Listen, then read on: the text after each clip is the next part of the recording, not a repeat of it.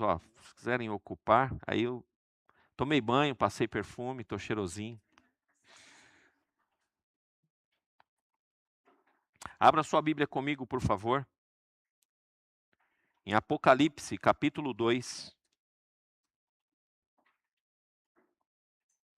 Já tivemos hoje pela manhã um culto abençoado pelo Espírito Santo. Estamos aqui no nosso segundo encontro desse dia. Apocalipse, capítulo 2, dos versos 1 ao 7. Vamos fazer essa leitura.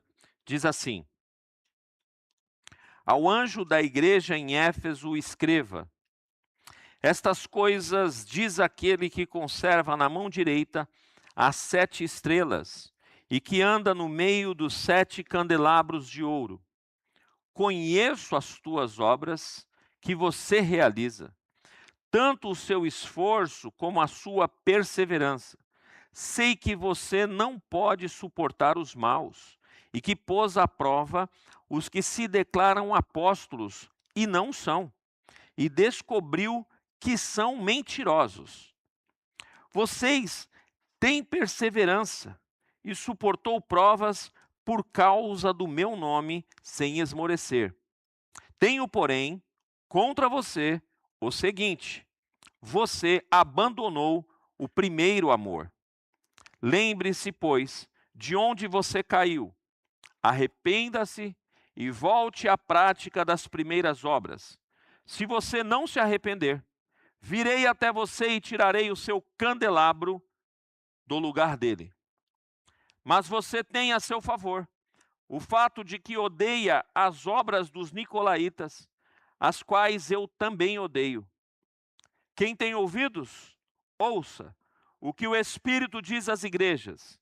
Ao vencedor, darei o direito de se alimentar da árvore da vida que se encontra no paraíso de Deus. Nós encontramos no princípio do cristianismo, correndo paralela à história, alguns homens, alguns imperadores que foram terríveis. Homens como César Augusto, Calígula. Enquanto a história da igreja começava a se desenvolver, a história da igreja começava a acontecer através dos apóstolos, esses homens terríveis tiveram momentos de grande perseguição à igreja de Cristo Jesus. Um deles foi tão terrível, tão cruel, que ele chega ao ponto de colocar cristãos amarrados nos postes do seu jardim particular, e ele colocava piche nesses cristãos e tacava fogo, só por bel prazer de perseguição à igreja de Cristo Jesus. Homens como Cláudio, e nesse ínterim, os apóstolos foram morrendo. Alguns cerrados ao meio, outro, como Pedro, crucificado, e ao ser crucificado, ele pede para que fosse colocado de ponta cabeça, porque ele falou: eu não sou digno de ser crucificado como o meu mestre. Esses homens foram morrendo de forma cruel. Chega ao ponto de agora um homem estar sendo imperador, e o nome dele é Domiciano. Domiciano, ele consegue acabar com alguns dos últimos discípulos de Jesus, dos apóstolos, mas sobra João. João, ele resolve pegar João já com uma certa idade, e então ele fala: esse aí, eu quero que ele morra de velho, mas eu quero que ele morra na solidão. E então ele manda para uma ilha lá no mar Egeu, e ele manda uma ilha chamada Patmos e fala: vai ficar aí. Aí não tem acesso para visita, nem semanal, nem mensal, nem anual. É muito difícil o acesso. Eu quero que esse homem morra na solidão. Pois bem, essa foi a sentença de Domiciano. Mas, lá do céu, o Senhor Jesus olhou para aquela sentença e falou: quem é você, Domiciano, para parar a obra que eu comecei?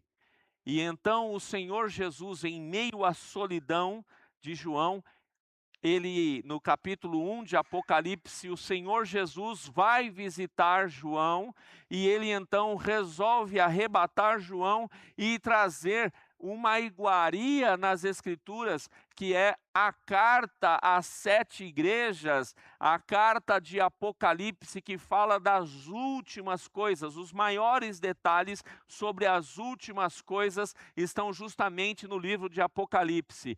Quando o homem pensa que acabou, o Senhor Jesus, ele vai lá e faz um novo recomeço. Ele visita onde ninguém visita, ele chega no lugar da solidão e ele vai ser o bálsamo para a vida de João. Eu já quero dizer para você essa noite a mesma palavra, porque esse mesmo Jesus, ele não mudou. Se você está vivendo em um momento de solidão, se você está vivendo em um momento de afastamento, se você está caminhando e carregando um peso muito grande, ao ponto de chegar a pensar que ninguém está nem aí para você, que a sua família, que o seu trabalho se tornou um ostracismo, que o campo da igreja se tornou também algo de um ostracismo, eu tenho uma boa notícia para você. Quando tudo conspira para a solidão e para a falta de uma visita, a pessoa que é mais importante, mais especial da história, ele se inclina e diz: eu vou te visitar, porque eu tenho coisas novas e informações novas para revelar para você. Esse é o Jesus a quem nós servimos e tanto amamos. Essa carta, então, é escrita, mas é importante entendermos um pouco da história dessa igreja. Éfeso é uma cidade que está situada ali na região da Ásia, mais especificamente na região da Turquia. E era uma cidade muito importante. Daquela região era a cidade mais importante. Dali fluía o principal recurso financeiro para toda a região. Então muitos imigrantes iam para aquele lugar. É mais ou menos como o estado aqui, a cidade de São Paulo, para a nossa nação, para o Brasil. O centro econômico está aqui na cidade de São Paulo. As coisas acontecem muito a partir das negociações em São Paulo. Note que São Paulo tem muito imigrante. Eu, por exemplo, sou fruto de uma migração dessa, não imigração, da migração de uma família que saiu do Nordeste, saiu da Bahia para vir aqui nos anos 60, tentar uma melhoria de vida e graças a Deus conseguimos isso. E essa característica similar tinha ali em Éfeso. Éfeso era um lugar muito importante, proeminente, tinha ali também um templo muito grande, forte e importante da deusa Diana. Esse templo, aconteciam coisas terríveis naquele lugar. Era um lugar marcado por muito ocultismo. Era um lugar marcado por um envolvimento com o mundo espiritual no lado maléfico muito forte. Paulo olha para aquela cidade e ele fala: eis aí um lugar que eu posso implantar uma igreja. Paulo, então, ele fica 3 anos, a sua terceira viagem missionária, ele fica 3 anos em Éfeso. E ele trabalha para estabelecer uma igreja ali e ele a estabelece. Aquela região nunca tinha visto um avivamento tão grande como houve através da vida de Paulo. Você vai encontrar todo o centro místico daquela região, pegando os seus livros E eles não queimavam, não desfaziam no fundo de suas casas. Eles levavam isso para a praça pública. Eles queimavam, faziam grandes fogueiras e ali eles declaravam que aquilo não tinha mais nenhuma força, nenhuma influência sobre a vida deles, que agora eles queriam o evangelho de Jesus Cristo fluindo na vida deles. Então o centro místico foi abalado. Aquela cidade inteira, ela é abalada, ela é impactada pela vida através da vida do apóstolo Paulo por causa da manifestação do evangelho de Jesus Cristo. Eu preciso trazer um dado importante para você. Nessa época que o evangelho chega em Éfeso, tinha aproximadamente 300 mil habitantes naquela cidade. Um homem cheio do poder e da autoridade do Espírito Santo de Deus, mexe com a estrutura de toda uma cidade. O impacto é tão poderoso, pastor Israel, que dali de Éfeso saíram outras igrejas na região. Dali saiu um desdobramento para várias outras igrejas. Um homem cheio do poder e da autoridade do Espírito Santo de Deus, cheio da unção, impactou toda aquela região. Irmão e irmã, eu e você estamos debaixo do mesmo chamado que o apóstolo Paulo teve. Nós precisamos estar na mesma esfera, mesma dimensão, mesmo entendimento, que nós carregamos algo precioso dentro de nós, que é o Espírito Santo de Deus, e que sim, nós podemos impactar a nossa geração. Paulo, depois de 3 anos, ele segue a sua jornada missionária, ele estabelece então um pastor para aquela igreja. E depois de um tempo, chega a informação, porque ele, como ali o patriarca daquela igreja, havia um afeto muito grande sobre a vida dele com a igreja, e a igreja para com ele uma grande empatia. E chega algumas informações de uns problemas que estavam acontecendo na igreja, e dali então o Espírito Santo, mesmo Paulo estando preso já nesse momento, depois de um tempo, o Espírito Santo usa a vida de Paulo para escrever uma das cartas doutrinárias mais fortes do Novo Testamento, que é a carta aos Efésios. Carta essa que nós ficamos aqui às quintas-feiras, 7 ou 8 semanas, estudando perícope por perícope, trazendo todo o ensinamento. Se você não veio, você perdeu, mas perdeu muito. Muito. Foi muito importante, foi muito precioso o que o Espírito Santo entregou para nós aqui. E nós pensamos, olhando para essa carta doutrinária, então é a primeira carta, é o primeiro envio do Espírito Santo para a cidade de Éfeso, para a igreja de Éfeso. Agora, é passado um tempo. E quando o Senhor Jesus visita João lá em Pátimos, ele resolve fazer uma análise. Primeiro, no capítulo 1, ele se apresenta sendo aquele que anda em meio aos candelabros.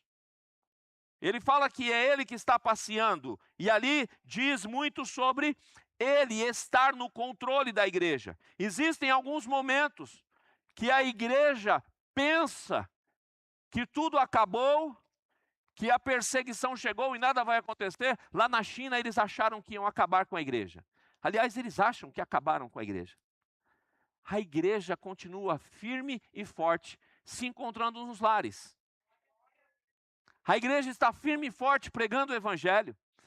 No Irã, eles acreditam, eu participei do envio de uma missionária para o Irã no ano de 2011, ela é lá da Bahia, e nós nos organizamos enquanto junta de missões e enviamos uma irmã para trabalhar em meio às mulheres lá no Irã. E as mulheres, eles acharam, acabamos com a igreja. As mulheres estão se reunindo nas casas, o evangelho está sendo pregado, ceia está sendo distribuída. Não! O diabo não vai parar a igreja de Jesus Cristo. Ele está passeando no meio dos 7 candelabros e ele está dizendo, eu tenho o controle sobre tudo. E eu tenho controle sobre o tempo e sobre a igreja. Satanás acha, fica soprando que vai acabar com a igreja. A perseguição, ela vem acontecendo já faz 2000 anos. E nunca parou e nunca vai parar a igreja. Lá em Roma, os crentes eram lançados no Areópago. Perdão, no Areópago não. No Coliseu, eles faziam espetáculos com os crentes, lançando eles para serem comidos pelos leões. Milhares de irmãos nossos morreram. Quanto mais tentaram parar a igreja, mais a igreja cresceu. Não tem jeito, porque é um projeto que nasceu no coração de Deus. A igreja de Jesus Cristo, não estou falando de instituição. Eu estou falando da igreja de Cristo Jesus. A igreja dele. Alguma denominação ou outra, você fica sabendo de tempo em tempo que abriu, fechou. Isso acontece.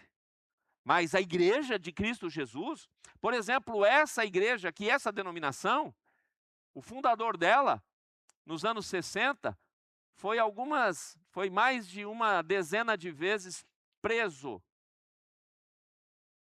Soltava o camarada, ele ia e enchia o estádio do Pacaembu. Passa um tempinho, prende ele. Aí lá no ginásio do Pacaembu, tem vídeos e fotos, pessoas levantando cadeira de rodas, em meio ao estádio. Manifestação do poder de Deus. Ninguém vai parar a igreja. Quando o missionário Manuel de Melo morreu, falou, agora o Brasil para Cristo para. Nós estávamos no Brasil para Cristo, hoje nós somos mundo para Cristo. Hoje nós somos 38 países. Estamos em 38 países. O Coliseu não parou a igreja, o inferno não vai parar a igreja. E agora Jesus Cristo então visita João e fala, João, eu preciso fazer uma correção, eu sou pastor da igreja, eu preciso fazer uma correção em algumas coisas na minha igreja. Então a primeira delas que ele escolhe é a igreja de Éfeso.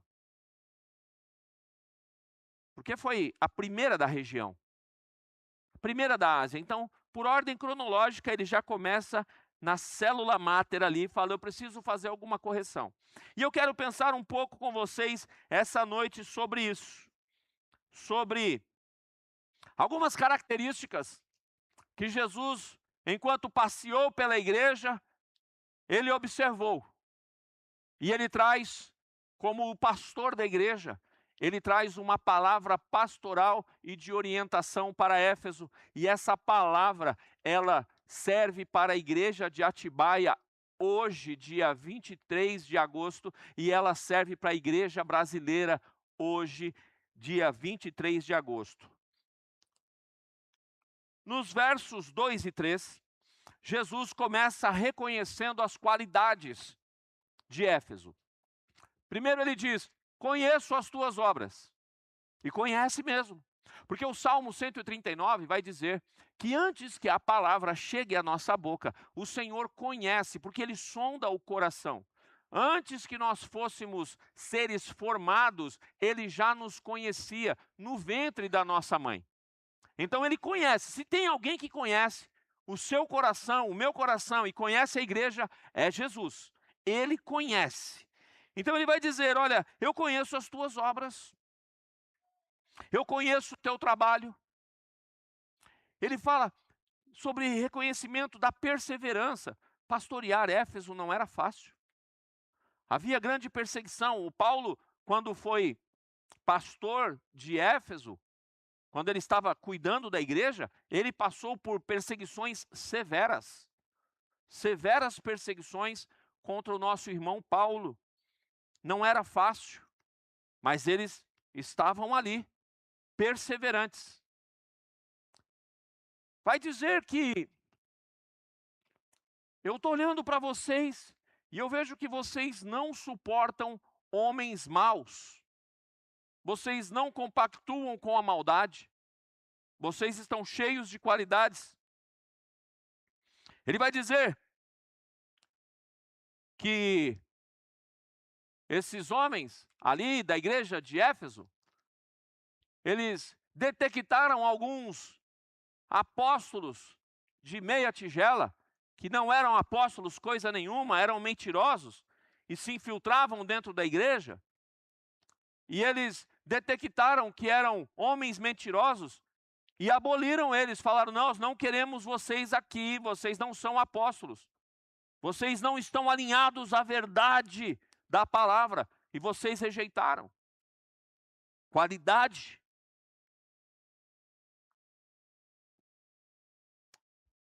Vai dizer a qualidade que essa igreja suportou provas por causa do nome de Jesus. Observe algo importante sobre essa igreja. Jesus não estava falando com uma igreja descompromissada. Não. Jesus está falando de uma igreja que tem compromisso. Uma igreja trabalhadora. Uma igreja, pastor Israel, que não tinha nenhum tipo de falta de atividade. O problema era que a atividade havia substituído ao afeto.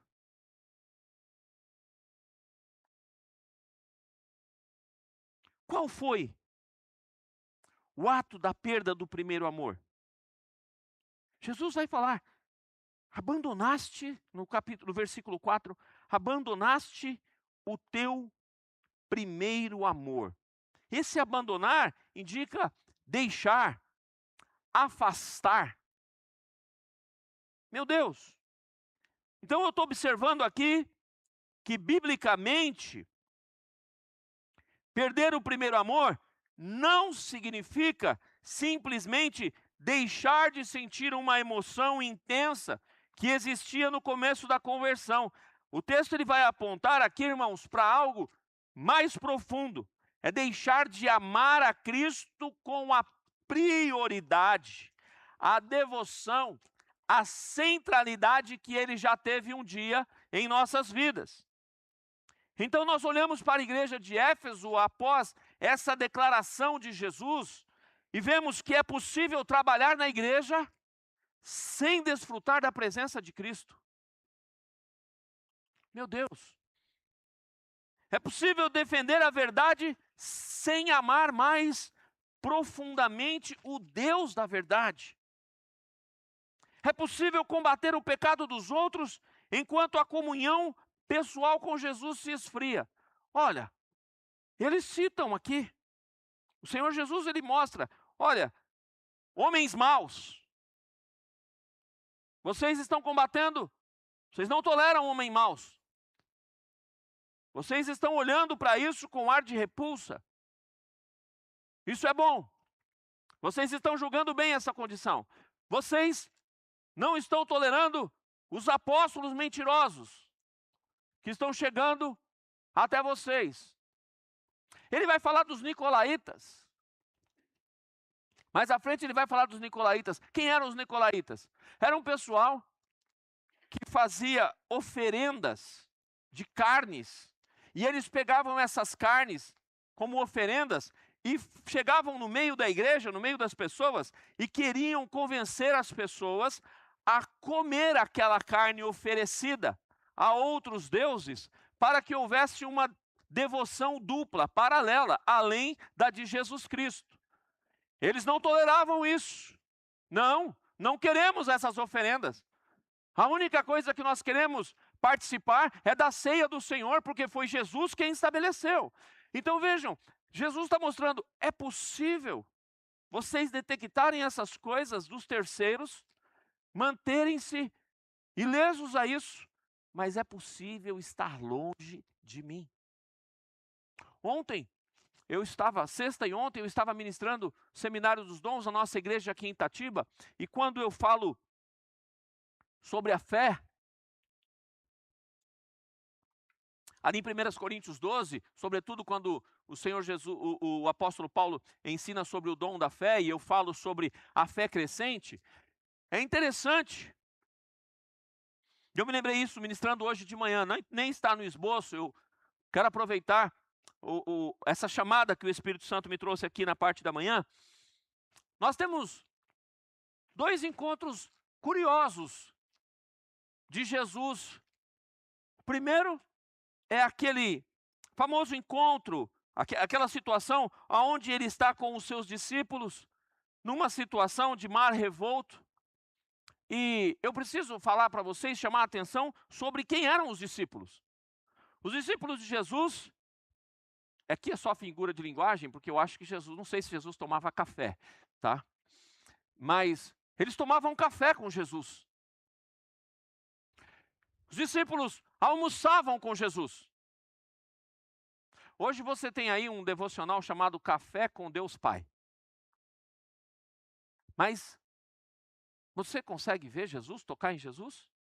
Não, esse pessoal cumprimentava Jesus. Eles chegavam para Jesus: olá, Jesus, paz do Senhor Jesus. Rapaz, acabou de ser promovido esse camarada agora, hein? Não se sinta mais importante que ninguém. Desce daí. Jesus era humilde, tá? Pega essa humildade de Jesus. Eles cumprimentavam Jesus. Eles tomavam café da tarde com Jesus.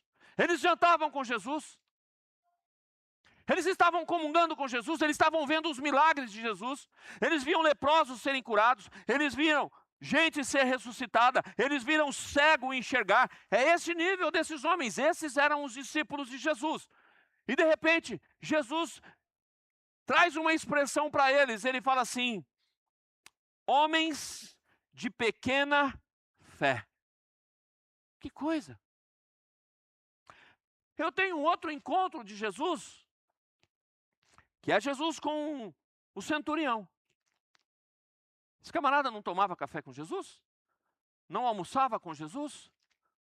Não tomava café da tarde? Não jantava com Jesus?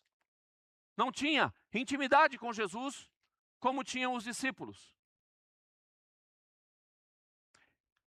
Ele nem era do povo de Deus. Ele nem era envolvido com o povo judeu, de origem judia, não era. Mas quando ele se encontra com Jesus, ele traz uma situação para Jesus, e ele diz: olha, Senhor, eu estou com um problema. Tem uma pessoa doente lá, tem um funcionário meu que está doente. Jesus, na predisposição, vamos até lá. Ele fala: não, calma aí. Vou parafrasear com o texto, um homem simples, mortal, comedor de feijão, eu tenho um nível de autoridade que eu dou uma ordem para um pelotão, eles vão para a direita, eles vão para a direita. Se eu falo marchem, eles marcham. Eles estão debaixo de uma autoridade minha. Se eu falo vão para a esquerda, vão para a esquerda. Sentado um 2, deitado um 2. Quem serviu o exército sabe o que eu estou falando. Porque eu tenho esse nível de autoridade. Imagina o Senhor. O Senhor pode daqui dar uma palavra de ordem. E o mundo espiritual precisa se curvar à sua autoridade. E naturalmente a sua palavra, a sua ordem vai chegar lá. E precisa acontecer segundo a tua palavra. Jesus olha para esse cidadão e fala: uau! Uau é por minha conta. Esse uau está no Evangelho segundo São Fernando, tá? O 5º Evangelho. Isso não tem essa expressão na Bíblia. Mas Jesus olha e fala assim: eu nunca vi tamanha fé, nem lá em Jerusalém. E esse homem não andava com Jesus. Por que eu estou lhe dizendo isso e o que eu quero chamar a atenção para com você? É possível você tomar café com Jesus, é possível você almoçar com Jesus, e é possível que a sua fé seja bem pequenininha. É possível que a sua agenda religiosa, eclesiástica, seja bem regradinha. Não, eu vou no culto lá de oração na segunda-feira, eu vou estar no PG, eu estou no culto de quinta-feira no estudo bíblico, eu vou no culto de domingo, quando tem a comunhão da igreja eu estou junto, mas é possível que a sua fé seja bem pequenininha, é possível que a minha fé seja bem pequenininha. Isso é para nós pensarmos. Eram pessoas que estavam perto dele, mas não desfrutavam de tudo que ele tinha para dar. Isso é importante nós pensarmos.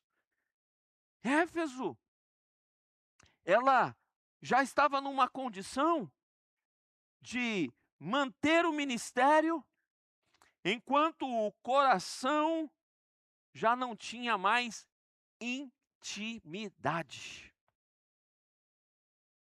É interessante porque Éfeso não havia necessariamente perdido o seu senso religioso.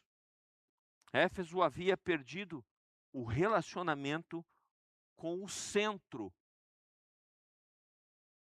do âmbito religioso, que é Jesus. O maior perigo, irmãos, não é só abandonar a igreja, é permanecer na igreja enquanto o coração está distanciando de Jesus aos poucos. É incrível essa carta à igreja de Éfeso, porque quando você olha com os olhos normais, está tudo certo. Mas aqui nós temos o dono da igreja, que enxerga onde o homem não enxerga, que enxerga onde o esposo não enxerga, onde a esposa não enxerga, onde o filho não enxerga. Ele está enxergando lá dentro a intenção do coração, e ele está enxergando lá dentro a força motriz que conduz as nossas vidas. É incrível porque Jesus, ele mostra as qualidades, ele denuncia o problema da queda deles, mas ele é tão bondoso que ele mostra o caminho de volta. Graça. O verso 5, Jesus diz: lembra-te, pois, de onde caíste, arrepende-te e volta à prática das primeiras obras. Aqui nós encontramos 3 movimentos, irmãos, que caminham para a restauração. Eu fico olhando para Jesus e eu fico sempre muito perplexo. Porque Ele está sempre interessado em estar próximo a nós. Isso me deixa encabulado, sabia? Eu falo, Senhor, por que o Senhor se interessa tanto por mim? Por que o Senhor se esforça tanto por mim? Porque as Escrituras vão mostrando essa prática recorrente de Jesus. Jesus está interessado em você.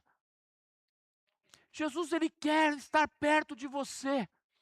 E Ele olha para a igreja de Éfeso e fala assim: filhos, vocês estão fazendo quase tudo certo, mas o centro, o eixo, o principal, vocês estão se distanciando. Volta para esse primeiro amor. E Ele dá o caminho da volta. Essa noite, Jesus Cristo marcou conosco um encontro. Por causa do amor dele, ele olha e fala assim: eu estou sondando o seu coração, e eu estou vendo que você está cometendo um erro, está se distanciando de mim, o seu coração está se distanciando de mim, o seu corpo está presente, as suas atividades estão presentes, você está dizimando, você está ofertando, mas eu quero mais, eu morri por você na cruz do Calvário, para gerar intimidade com você, eu quero o seu coração, eu quero relacionamento, porque só assim você vai ter a sua sede da alma de fato restaurada. Me constrange esse amor dele. Essa semana eu pensei sobre isso. Falei, Senhor, que amor é esse? Natan, me ajuda aí. Já começou a me tirar a atenção.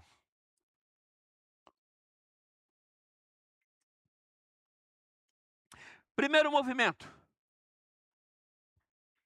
Lembra-te. Jesus, ele chama Éfeso a olhar para trás.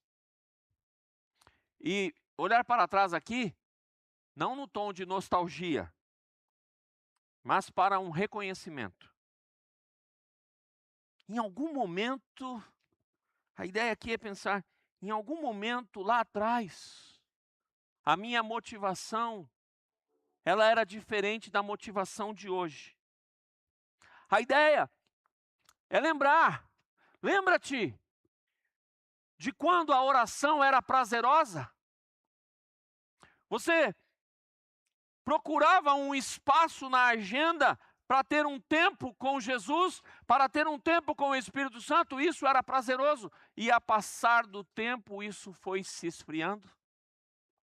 A ideia aqui não é ficar lembrando lá de trás, e aí eu disse isso de manhã, eu vou colocar aqui algum substantivo, à medida que nós vamos ficando crente velho, mas imagina crente velho. Crente experiente. Então o substantivo aqui é um crente experiente. Ok? Então à medida que nós vamos ficando experientes, 15, 20, 25 anos, frequentando esse ambiente religioso, lembrarmos, aquele corinho que cantava 25 anos atrás, a igreja lá era mais fervorosa. Há 29 anos atrás, quando saiu o disco, o vinil da comunidade Koinonia, aqueles hinos é que eram bons. E nós vivemos, aquele tempo que a igreja era pequenininha. Irmãos, eu fui discipulado e formado numa igreja que tem 1000 membros. Eu cheguei, tinha 63, e eu vi essa igreja bater 1.100 membros. E eu participei eclesiasticamente de todo o processo. O pastor Israel, eu conheci ele lá, pastor Israel e a pastora Adriana, nós nos conhecemos lá que ele se reconciliou para Jesus. Deixou a marvada 51 para trás, e agora veio para 66. Ó, que beleza! Trocou a 51, quero ver se fazer uma foto, trocar um... Entendeu, né? Aquelas fotos engraçadinhas que você faz, pastor. Foi lá que eu conheci ele.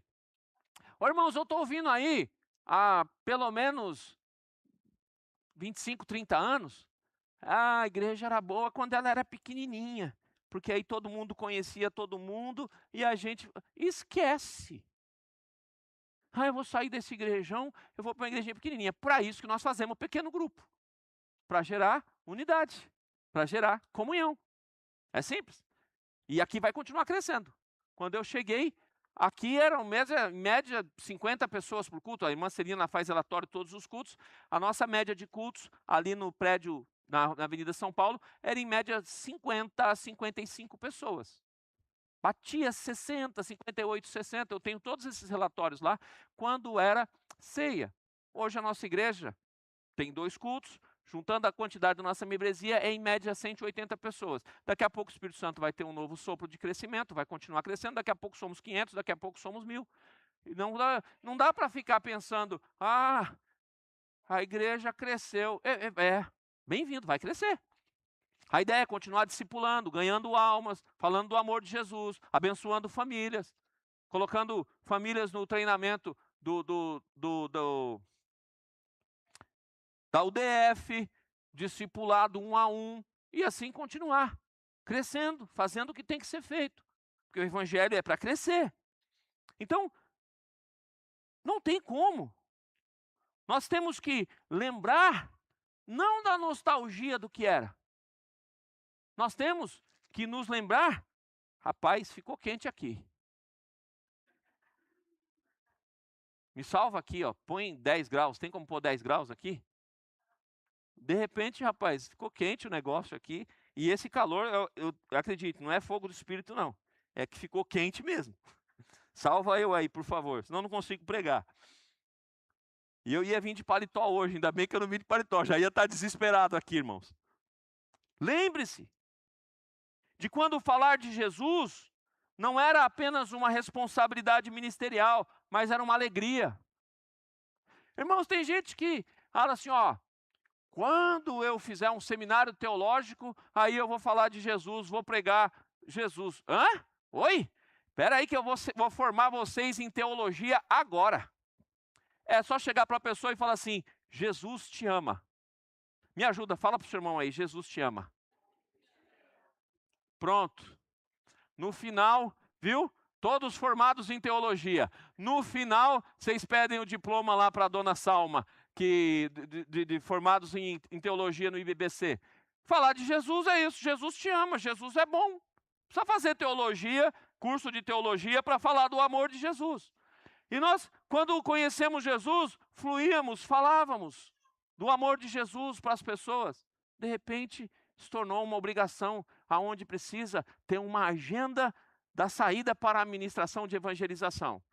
Vamos esperar o líder dos jovens marcar a data da ida e saída para evangelizar. Oi?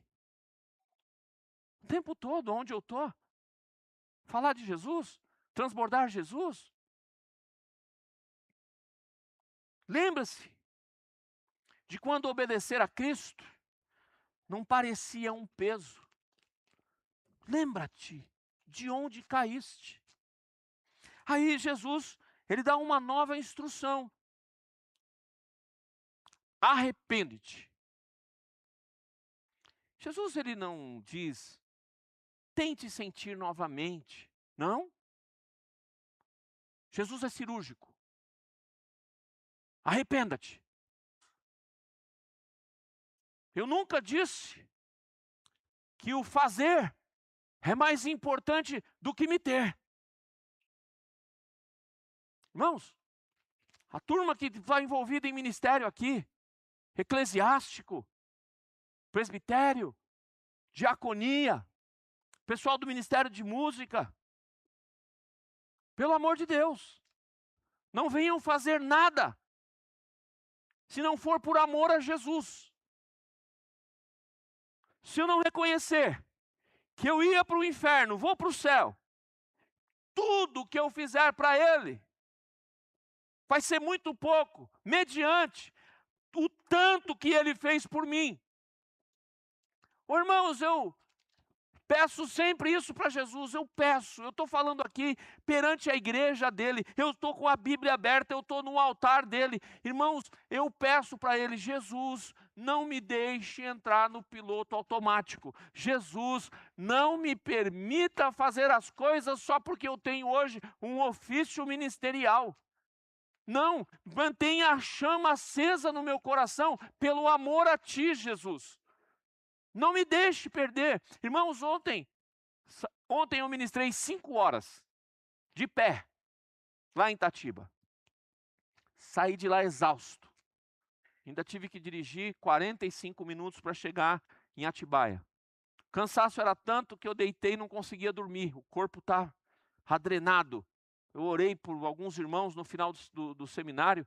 Algumas pessoas foram batizadas com o Espírito Santo. Foi um tempo maravilhoso que aconteceu lá. E isso desgasta muito a gente fisicamente. Hoje eu acordei cansado, irmãos. Cansado. O corpo falava assim, liga para o pastor Israel para ele pregar. Aí eu sondei o meu coração. Meu coração estava diferente do meu corpo. Meu coração falou, pula daí, Fernando. Toma um banhão gelado, cara. E vai pregar. Porque é um grande privilégio estar nessa tribuna e falar da palavra de Deus para a noiva do Cordeiro. Ô, irmãos, nós que pregamos o Evangelho, nós não sabemos aonde chega isso. Ontem um irmão chegou e falou assim, pastor, eu vou dar um testemunho para edificar a tua fé. Eu falei, pode falar, irmão. Ele falou, pastor, o ano passado você veio ministrar aqui. E o pastor, quando falou sobre a operação de milagres, e falou de algo que aconteceu num culto sobre a chuva, quem participou do seminário sabe, o testemunho da chuva, tanto lá em São Paulo quanto aqui em Atibaia. Ele falou, pastor, eu entrei numa situação no meu trabalho, que eu cheguei no posto, era 10 horas, e eu tinha que ficar até às 6 da manhã no plantão. E eu trabalho com alguma coisa de limpeza, dejetos, saneamento da cidade. Ele falou, pastor, e quando chove, quem está no plantão sofre muito. E eu estava chegando, e o tempo fechando e começando a garoar e vinha a chuva, porque já estava ventando. Aí meu colega falou assim: "Ih, rapaz, a noite vai ser longa, hein?" O cara que ele chegou para render do plantão. Falou: "A noite vai ser longa." E ele falou: "É." E o cara falou assim: "Eu não queria estar na tua pele." Ele falou: "Na hora eu lembrei de você, pastor Fernando." Aí eu fui para o meio do asfalto, eu olhei para o céu e comecei: "Você vai para Atibaia." Eu falei: "Mas para Atibaia você mandou a chuva?" Ele falou: "Mandei a chuva para Atibaia e mandei o outro lado para Campinas." E eu falei para ele: "Só porque você está zombando de mim, vai chover 6 horas da manhã." Ele falou: "Pastor, em questão de minutos, o céu limpou. Céu de brigadeiro." Eu falei: "Você está falando sério, irmão?" Ele falou: "Estou falando sério, pastor." Leandro, o nome dele, da nossa igreja de Itatiba. Ele falou: "Pastor, eu saí às 6 da manhã." Ele falou: "Eu só cometi um erro." Eu falei: "Qual?" "Eu devia ter falado para chover 6h15. Na hora que eu bati o meu cartão, pastor, 6 horas da manhã, desabou. Eu falei para ele: "Yes!" Ele falou: "Mas eu me lembrei da tua pregação." Passou 15 minutos, no intervalo, um irmão me procurou. Ele falou: "Pastor, era a transição de 21 para 22. Eu não te conhecia. Recém-convertido. Recém-convertido. A minha esposa falou: vai ter um culto abençoado lá em Atibaia. Vamos lá. Pastor Fernando vai estar lá." Ele lançou um convite para a gente. "Vamos lá." Ele falou: "Eu cheguei lá, pastor. O senhor começou a pregar sobre Abraão e o sacrifício de Isaac. O senhor lembra?" Eu falei: "Não. Não lembro desse culto, não lembro dessa pregação." Ele falou: "À medida que você foi apresentando a pregação desse seu jeito que você não fica parado, você fica." Eu falei: "É, então era eu pregando mesmo." E ele disse, eu falei: "Não, mas esse Deus que ele está falando não é meu Deus. Um Deus que pede o próprio filho não é Deus." Ele falou: "Até o momento da estaca, e você quando fez a encenação da estaca, e você falou da graça manifestando naquele momento." Ele falou: "Aquilo explodiu na minha cabeça. Nunca mais eu me esqueci dessa pregação. Mudou meu conceito a respeito desse Deus bondoso e maravilhoso e majestoso." Ele falou: "Você não lembra mesmo dessa pregação, pastor?" Eu falei: "Não lembro mesmo." Eu falei: "Filho, de lá para cá eu preguei centenas de pregações, eu não lembro dessa exatamente." A palavra de Deus, ela encontra um lugar que transforma vidas. Eu olhei hoje de manhã, eu falei: "Ei, corpo, ligar para o pastor Isael pregar? Sai daí, meu coração está explodindo. Eu tenho a oportunidade de servir a noiva do Cordeiro esse dia." Nós precisamos ter esse entendimento. Nós precisamos ter um entendimento desse arrependimento. Irmãos, o problema espiritual exige mudança de direção. Arrependimento significa reconhecer que algo tomou o lugar que pertencia a Cristo. Eu não sei exatamente o que levou esses irmãos a entrarem nessa condição. Eu não sei se foi a rotina, o ativismo, a agenda, algum tipo de pecado tolerado. Eu não sei como é que está a sua vida hoje. Se você está como a igreja de Éfeso, se você está tendo alguma situação de busca por reconhecimento, está no ministério, mas não se envolve com a comunhão, preocupação excessiva das coisas, com as coisas de Deus, mas negligenciando o Deus das coisas. A terceira coisa que o Senhor aponta aqui como prática é: volte à prática das primeiras obras. Jesus não está mandando recuperar sentimentos, Ele manda: volte à prática. Qual prática? Volte à prática de buscar a intimidade comigo. Volte à prática de orar. Irmãos, pastor Hernani Santos, ele fala algo muito sério, e eu concordo com ele. Não orar é pecado. Nós não precisamos mais de um intercessor. Não precisamos de um sacerdote intercedendo por nós. Não precisamos de um padre, não precisamos de um pastor para chegar direto ao trono da graça. É simplesmente em qualquer lugar que você estiver. Isso nós temos que aprender com os muçulmanos. Eles andam com o tapetinho deles ali na bolsa. Deu o horário, seja onde for, eles colocam o tapetinho dele no meio da rua. E eles vão fazer a rezinha deles lá, a oração deles, 3 vezes por dia. E o povo da cruz, o povo que tem acesso ao único e verdadeiro Deus, não ora. Ah, pastor, que eu estou trabalhando muito. Você falou isso, você declarou. O dinheiro é mais importante para mim do que a intimidade com o Senhor. Porque 24 horas é dado para todo mundo. Jesus, ele não fala, orai sem cessar. Paulo não fala, orai sem cessar. De forma irresponsável. O que tem que ser feito aqui é rever conceitos e valores. Jesus, ele podia simplesmente falar assim, ó, você não ora não? Já morri por você, já entreguei a vida por você, já sofri por você, está me desprezando? Vou fechar a porta. Se arrebenta aí. Mas ele é tão bom. Ele é tão bom. Me constrange isso. Ele é tão bom que ele fala, eu quero intimidade com você. Eu quero me envolver com você. Eu quero me relacionar com você.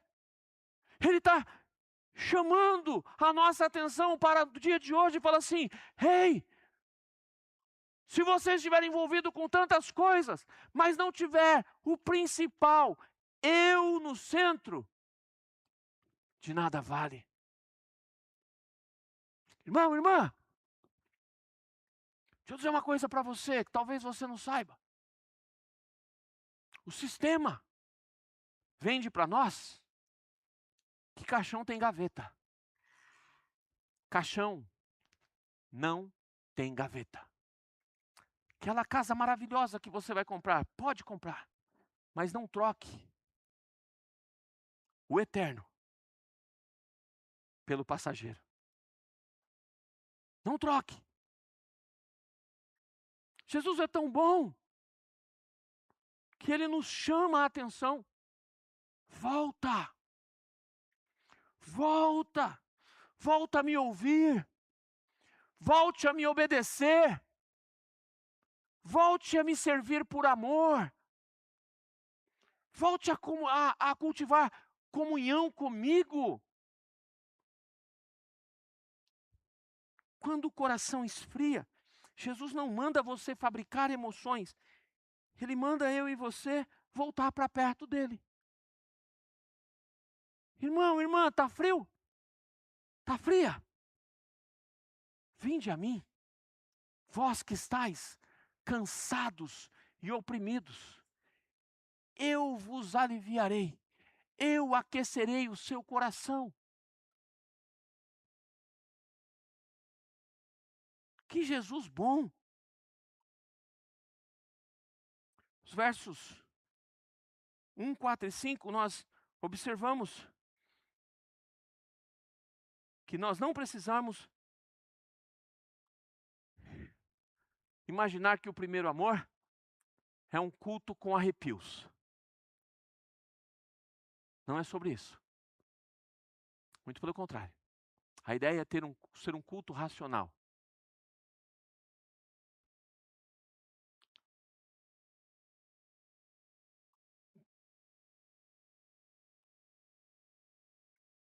A questão não é simplesmente,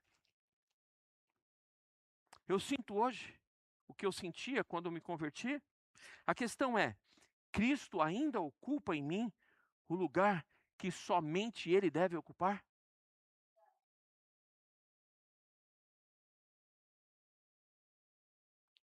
A igreja de Éfeso conhecia a verdade, mas Jesus mostra que é possível conhecer a verdade e perder a ternura da intimidade. Isso é muito sério. A Bíblia diz que vai chegar uma turma perante Jesus, naquele grande dia, e vai falar assim, eu te conheço, no seu nome eu expulsei demônios. Uou! Teu nome eu preguei o evangelho. E Jesus vai olhar e falar assim: não te conheço. Meu Deus. Meu Deus, isso é muito sério. É possível combater heresias e perder a devoção. É possível trabalhar muito e amar pouco. É possível estar perto das coisas de Deus e distante do coração de Deus. Isso nos leva à perspectiva do próprio Jesus. Quando perguntaram qual era o maior mandamento, ele respondeu, isso está registrado em Mateus 22, 37. Amarás o Senhor teu Deus de parte do seu coração. Não é isso? Todo o seu coração. Não dá para emprestar um pedacinho para outra coisa. Amarás o Senhor teu Deus de todo o seu coração, de toda a sua alma, de todo o teu entendimento.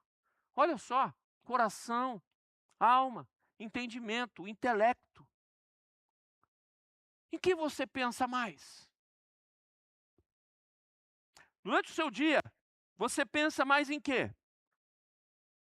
Alguém que te prejudicou de uma forma tão grande que você fica nutrindo aquele sentimento, você pensa mais nisso do que em Jesus, então é esse sentimento que está no centro do teu coração. Esposa, você pensa mais no seu marido lindo, abençoado, esse príncipe que Deus te deu, do que Jesus? Então, ele está no centro do teu coração. Mãe, pai, o teu filho, a tua filha, está mais presente na sua mente do que Jesus? Então é o teu filho e a tua filha que está no centro do teu coração. Jesus é incisivo. Tem gente que acha que o evangelho é um negócio meio light. Não. O evangelho é algo radical. Alguém chega para Jesus e vai conversar com ele. Olha, eu preciso resolver umas coisas aqui. Ele fala assim, aquele que não deixa pai e mãe por amor a mim, não é digno de mim. Uau! Radical. Jesus é radical. Só que é o seguinte, quem garante a eternidade é Jesus. Quem traz a cura para o seu corpo, quando precisa, é Jesus. Aquele que é o alívio para a tua alma, é Jesus. Quando o calo aperta, quem resolve os nossos problemas, quem resolve a nossa parada, é Jesus. Então, vamos ressignificar a nossa vida e vamos colocar Jesus no centro das coisas. Vamos voltar ao primeiro amor. A partir de Jesus, todas as outras coisas se ajeitam, igreja.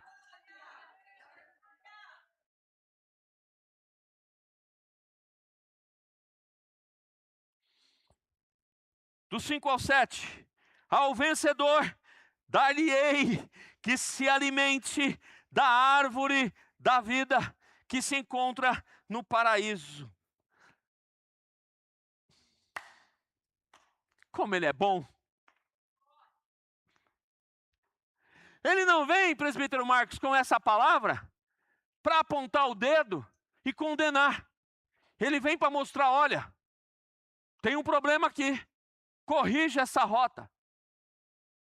Porque filho, filha, ao que vencer, eu tenho para você algo precioso. Você vai poder participar da árvore da vida que está separado no meu paraíso. Para sempre, e sempre, e sempre. Ele não aponta o erro no interesse de condenar, mas de corrigir, de ajudar. Que Deus bom!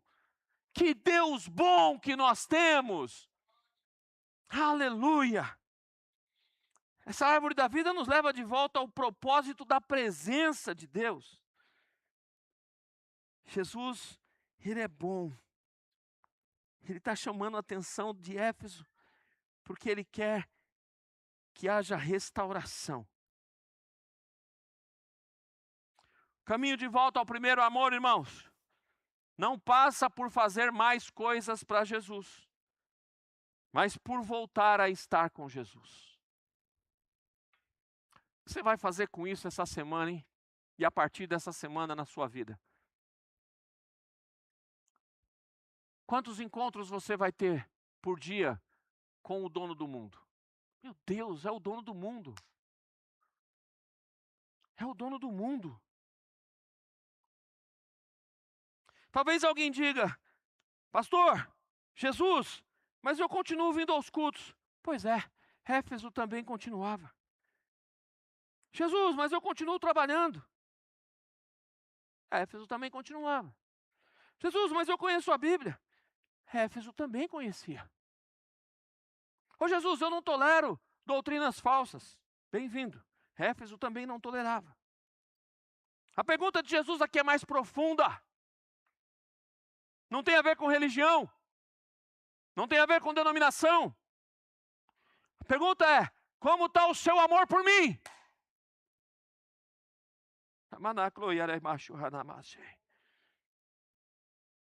Faça algumas perguntas ao coração. A minha vida de oração é relacionamento? Porque eu quero estar com o meu amado? Ou é apenas uma obrigação? Eu ainda tenho prazer na palavra? Quanto tempo eu paro para pensar na palavra? Eu sirvo a Cristo por amor? Ou apenas por responsabilidade de uma agenda?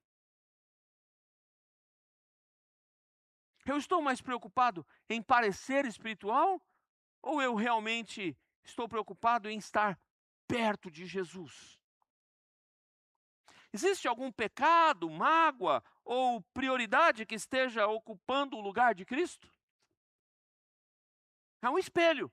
A palavra de Deus é um espelho. Você vai olhando, vai falando, opa, tem uma ramelinha aqui no dedo, no olho. Você vai lá e tira. Sem espelho, imagina a irmã linda e abençoada. Você acorda com aqueles bob no cabelo.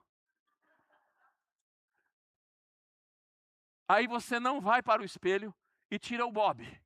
E não vai para o espelho. E você coloca a roupa e sai para a rua e vai trabalhar e vai viver. Algumas pessoas vão ficar assim para você. Eu acho que essa pessoa não está bem. Você só sai linda e maravilhosa, cheirosa e ajeitada depois que você vai para o espelho e dá uma ajeitada. Não é assim? Assim é a nossa vida perante a palavra.